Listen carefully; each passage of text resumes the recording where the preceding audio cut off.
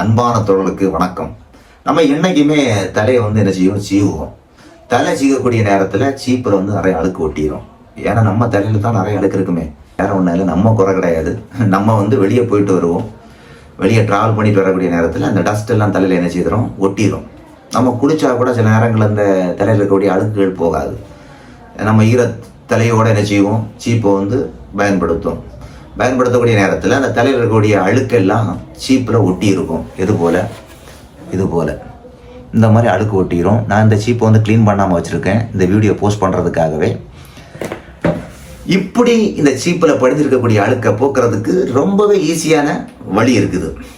அதுக்கு என்ன பண்ணணும்னா, சூடு தண்ணி தயார் பண்ணி அந்த சூடு தண்ணியில் தேவையான அளவு ஷாம்பு அல்லது 1 டீஸ்பூன் பேக்கிங் சோடாவை என்ன செய்யலாம், அந்த சூடு தண்ணியில் விட்டால் போதும். விட்டுட்டு யாருக்கு பார்த்தீங்களா, இந்த மாதிரி அழுக்கு படிஞ்ச சீப்பை அந்த சூடு தண்ணியில் என்ன செய்யணும், ஊற போடணும். ஊற போடுறதுக்கு முன்னாடி இந்த சீப்பில் எல்லாம் நிறைய இந்த ஹேர் இருக்கும், முடி இருக்கும். அந்த முடியெல்லாம் ரிமூவ் பண்ணிட்டு தான் அந்த சூடு தண்ணியில் நீங்கள் என்ன செய்யணும், போடணும். 20-30 நிமிஷம் நீங்கள் என்ன செய்யணும், அந்த சூடு தண்ணியில் ஊற போடணும்.